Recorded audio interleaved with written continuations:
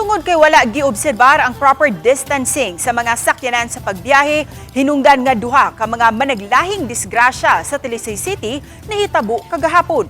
Ano ang report ni Fem Ridumabo?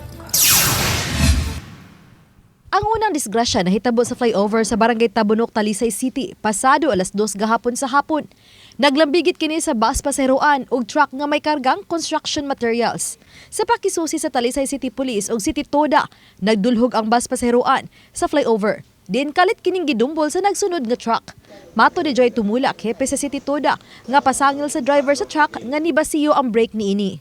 Wala ray naangol ug nagkasetol ra ang duha ka habig.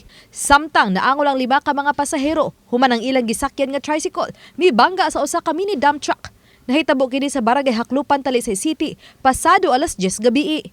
Ang driver sa tricycle ditataw nga padung niya ipanghatod ang iyang mga pasahero. Apan pag-abot nila sa naisgutang lugar, kalit lang matod pa ni apply og brake ang nagunang sakyanan kanila. Hinungdan nga puwerte niyang kumot sa brake aron dili unta madusmo o mabangga ngadto sa gisundan nga sakyanan. Pero kay naapiki naman, iyang nalubag ang manobela paingon sa wala nga bahin hangtod nga naabot sa pikas nga lane. Hinungdan nga nadasmagan sila sa mini dump truck nga ilang gikasugat. Kinsa ang driver sa mini dump truck matud pa nakuratan sa pagbuto sa tricycle. Hinungdan nga nadasmagan kini og mitakilid. Ang mga pasahero sa tricycle nakaangkon og mga pangu sa kalawasan. Apan di ra hinuon kini grabe. Patugta sa driver na samtang nagsunod siya ko sa kasakyanan, nikalit ko no og minor, pinagyan nga siya yung kahadlok na di siya makadumbol, iyang gikalitan og brake, apan pagkalit niya og brake, gida siya paingon ngadto sa left side.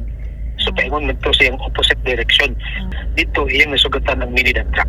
Padayon pang nagpaabot ang kapulisan kung unsay mamahimong desisyon sa mga biktima kung mapasaka ba og kaso. Punta i-maintain lang ang distance sa isang kasakyanan aron makahigayon pa ka sa pag-maneuver or makahigayon pa ka sa pagpaminor sa imong sakyanan ug malikayan ang pagdumbol. Obani Rod Prado, Fem Ridumabo. Balitang Bisdak.